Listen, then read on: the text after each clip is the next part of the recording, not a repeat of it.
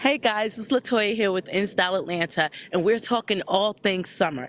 Joining us today, I have the fabulous, the amazing, celebrity expert, fashion guru, Miss GooGoo Atkins. How are you? Thank you. I am well. Thank you. I'm truly thrilled about this interview. I have been bugging the producer for so long. I was like, oh, we have to get GooGoo featured on in our curvy section. Thank you. I am truly happy.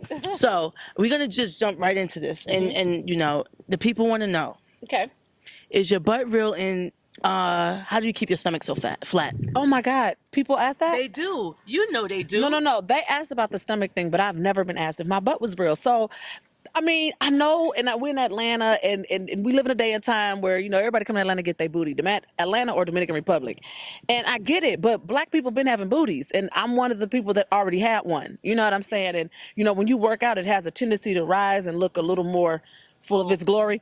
And so that may be happening a little bit, but I've always had a big booty. It's always been there.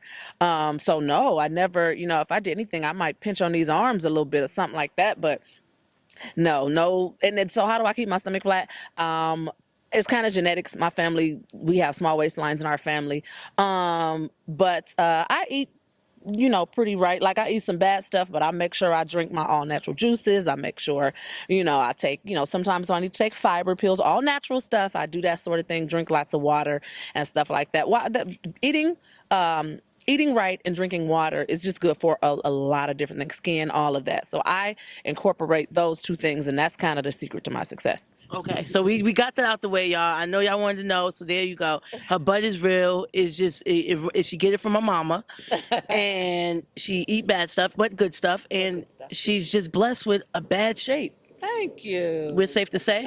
Okay, so now that that's out the way, we want to know about your career. Okay. How did you start in fashion, and what was your I made it moment? Oh, I don't know if I had a I made it moment yet. Okay. But I mean, because I just feel like you're forever striving. I'm not trying to, discredit the success of, you know what I'm saying, that I've had. So thank you, Lord. I'm not being ungrateful. I was walking around and I tried to just look my best, not for any particular reason. I just wanted to. I wanted to look my best and try to be polished at all times and neat and put together well. I would glean inspiration from just the most random things and places and whatever, like nature, people, conversations. I would glean artistically and creatively from those things, believe it or not. And I just always wanted to look my best. I always I was never afraid to take risks. I think it actually started from when I was a plus size child. And when I was younger, they didn't have plus size sections for children. So I had to kind of get creative with clothes and stuff like that. And I started really, thinking up ideas of things that I would love to wear. I would draw pictures of them and stuff like that. So that was kind of always in my head. And it stemmed from not having not having it, you know what I mean? Not having those options. But then as I got older, people just actually started admiring my personal style. And I was like, oh, okay, go get you one. And I would just put this with this. And then the next thing was people wanting to go shopping with me all the time. And then if I was on the road with an artist and they budget, because sometimes, the label pay one thing, but the people sometimes don't have label money. And so they would hire me and kind of not hire me, And so I just kind of got my feet wet that way. But I would say I got started from my personal style. But the advantage of social media nowadays is the pictures are everywhere. Yeah. And we can always use those images and post pictures and, tag people. And I always say, don't harass me now. And if you tag me more than once a week, I'm gonna have to block you. But you really block the people? No, I really block them because people tag me in every single picture that they post, even people that I follow. And I was like, I saw you. I don't need you. I don't need to be tagged. And so, but you can't, and then understand you ain't the only person tagging me. You know what I'm saying? It's all. You have a really huge following. Thank you. But yeah, so, and people sometimes they don't take that into consideration how much, traffic I guess I get. So, but I would say, I'm not a person who cares whether or not it's Beyonce or Jakisha, you go, I don't care. A great picture is a great picture. A great image is a great image. And I'm like, oh, this person got it. So I connect with a lot of people that way. I didn't have that to my advantage. I just kind of had to be outspoken. Once I realized I was going in this direction, then I started working it, but before then I was just running around being GooGoo, and then people admire my personal style, and one thing led to another. And I've always been a hustler. So, I'm going to talk it up. And I could definitely agree with you on that part. So you are in LA. You have so many amazing clients. Tell us some of the people that you've had the pleasure of working with. I've worked with, of course, my sisters, Mary, Niecy Nash, Layla Ali, Morris Chestnut, Michelle Williams. What was Morris Chestnut like? Oh, the funniest and most awkward story. So I was working on a stage play, and he was in the play. He was the star of the play. And he and another guy who was equally as fine came in to do their fittings. And so me and my assistant are over there getting our racks ready, and I'm like, this with that look, and this for this scene, and that whole thing. And then when we turned around, they were both standing there in their underwear. Morris Chestnut was in his underwear? And so I was like, I have a background in acting. Okay, so if I was nervous, you wouldn't know it, because I was trained not to look nervous. So that had to kick in. And so, so it was like one of those things, we're back here this way, and then it's like, chocolate. And I just turned back around, and I didn't, because, you don't want to, even though to the average person, be like, oh, that's flattering, but he's in his workspace. He don't want to be flirted with right now. You get what I'm saying? And I didn't come here to show him that I can flirt with him. I came here to show him that I'm a good stylist. Yeah, so I turned around and was like, I turned back around, and I said, be professional. Keep it professional. And I had to pull myself together as I'm going through the racks, just kind of getting my thoughts. And then we turned back around, and then we proceeded to do the fitting. And I don't believe there was any awkwardness, because I try not to, not to send that. Even when I dressed Laz Alonso, I was dressing him for something, and he asked me, I'm tucking his shirt in, and the shirt was long. And I didn't want to get too tucky in this area, but because I didn't want it to turn into a moment, because I'm trying to maintain my professionalism. And then he's zipping up his pants. He was like, is this okay? Do I have a bulge here? And I was like, see, the thing is that I'm trying to be professional here, sir. But again, I don't make that. I want people to be completely comfortable. We are not out, having dinner or something somewhere. You know what I mean? Like, we are in a professional setting, and I wanted to keep it very, very professional. But yeah, that's kind of how it is when you dress real fine men. You still got to be professional. God, that has to be amazing. Now, so you mentioned. I want to say this thing. A person who is a nice person, but they're not professional, may think that it's kind to do that, but it may not be. Because he came there to work. Right. You get what I'm saying? And so the first thing is work, not flattery, not friendship, not any of that. Nobody cares that you're funny. Nobody cares that you gave them a compliment. We want you to be on time. We want you to have clothes that fit. We want you get what I'm saying? That's the most important. But in regular life, that's just nice to give a person a compliment. Here, that's secondary. And in fact, he already know he's fine. And, you don't want someone, as you're standing there naked and a woman is dealing with you, for all, in any other setting, that's fine. But in this setting, keep it professional. Once y'all go out those doors, if he said, I like the way you tucked my pants, and it turned into a situation, hey, knock yourself. Yeah. But in here, I am very big on maintaining professionalism. I don't care if you're sick. I don't care if you broke up with your boyfriend. I don't care what it is. Maintain your professionalism at all times. That's truly key. Now, you mentioned your sisters, your amazing sisters, Mary. Mm-hmm. Did you find it hard, basically creating your own name in the industry and not just, that's Mary's little sister? I intentionally did me.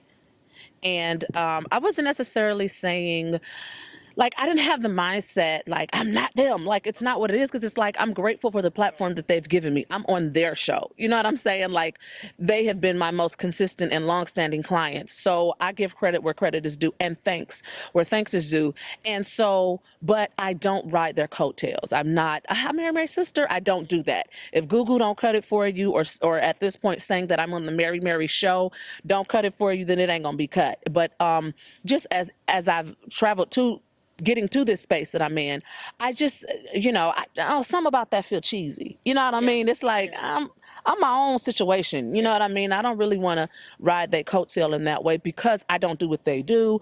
You know what I'm saying? Like, and I believe in what I have to give enough to be okay with them being up here, and maybe my success is in the beginning level. Like, it's okay. I'm gonna get there because what's inside of them is inside of me as well. Right. So I don't have to ride theirs or rob them of theirs or make them feel uncomfortable. Right. As sisters, because even though they're my clients, they're my sisters, I don't want them to feel uncomfortable. I don't want them to feel like every time you come around, she wants to, all that type of put me on and all. Let you know what? Let your be good, be so great to let your work speak for itself. Yeah, so that's just I wanted to make sure that I wasn't just wearing them out as sisters, and I also believe in who I am and what I have to give the world, which is different from what they give. So I don't have to ride their coattail, But I'm thankful for the platform now. Truly. Now, will there be another season of Mary Mary? Yes, we are about to start taping. I don't know if we start taping in May or June, but yes, there absolutely will be. That's awesome, because I know I saw the interview last summer with your sister, and it was like, we don't know. Yeah. So, we're truly great. I'm glad to hear that. So what's next for GooGoo? I know, in these the space that we're in sometimes, it's kind of like, is style it for you? Is it more that you want to do? What's next for Goo? Oh, style absolutely isn't it. I didn't even know growing up that style would be a stop. It just kind of happened. I like that. That was an Oprah moment. Yeah. So I'm going back into acting. I love hosting. Hosting feels like I'm absolutely not working at all. Even if I have, a list and I have to, to reach, it just doesn't feel like work. You know what I mean? I have to follow protocol, make sure you pronounce names correctly, all those rules and regulations. It still just doesn't feel like work when I'm in this space where I'm talking and I'm sharing, or even hosting a party, or even, whatever it is, an educational moment or a fun moment. Having a mic in my hand and just going is not work. It's like, God, are you serious? Like, are these people paying me for this? Really? And you're an awesome speaker, by the way. I mean, I just have to say, like you said, it seemed like it comes natural. Like, you don't even have to think about it. Yeah, that's kind of my thing. Like, talking is, I'm a talker. All of your sisters are good talkers, though. Thank you. You know what? Being reared up in church actually prepares you for a lot of Easter speeches and youth Sundays and stuff like that. A lot of people that aren't raised in church, they don't get those opportunities to speak in front of crowds and stuff like that. So when we were in school, it's time to read. I want to read. You know what I mean? Like, we love it. We're not shy. And so I think that kind of reared us up. I also have a background in theater, and so that's the only thing I ever studied is theater. So I have a background in theater, so that kind of reared me up for, for these moments. So I am doing some acting. I'm doing hosting. A lot. Any movies? Talking. Yes. Okay, I don't know if we're going to cut this part of the interview. But I cannot remember the name of. Okay, so one movie I did was called In the Spotlight. Another movie I did was called Emergency Contact, and I'm grateful to have starred in both of them. And they're in film festivals and stuff like that, getting attention and recognition. So that always feels good. I was in another film whose name I can't remember, and I hate that. I mean, this is probably really bad, but I shot last summer, and that should be coming out really soon. But yeah, so yes, I'm acting. So that's good. I'm going back to my thing, I mean, you are truly an inspiration. If there's one thing that you could tell someone out there that's looking to do some of the things that you're doing to get into fashion, what would that be? Just, I know you got to go and get your tickets for the tour, but this is a little nugget right now. You know what? Make sure that your motives and your intentions and your why is solid. This industry is flashy and it makes you look cool and industry and fabulous. But if you're only doing it for those things, it's not going to give you what you need. And you're going to achieve a certain amount of success and get money. And then you're still going to have to deal with that thing. So I would say, if you're doing it in order to validate who you are, or to feel better about yourself, or to be popular, or to be associated with celebrities, you're doing it for all the wrong reasons. And don't lie about it. Like, you know, my job is exciting, but I'm just as excited to be sitting here talking to you, you know, as I was, you know, when I was dressing Layla Ali. You know what I'm saying? Like, I'm like, this is Layla Ali. But like, this is an interview. This is someone like with you. You want to know my life. Like, it's all flattering and it's all beautiful. But if I never did any of this, I like GooGoo. I love who I am. I love that I'm changing and I'm tweaking the things that need to be tweaked, cutting off what needs to cut off, and adding to the areas and placing things in the right place. So I love who I am in the inside. And if you don't, and if you're not in that place, this industry will tear you to shreds. Know your why, guys. And we love you here in Style love you Atlanta. We can't wait to have you back, guys. The amazing GooGoo Atkins. Stay tuned for more.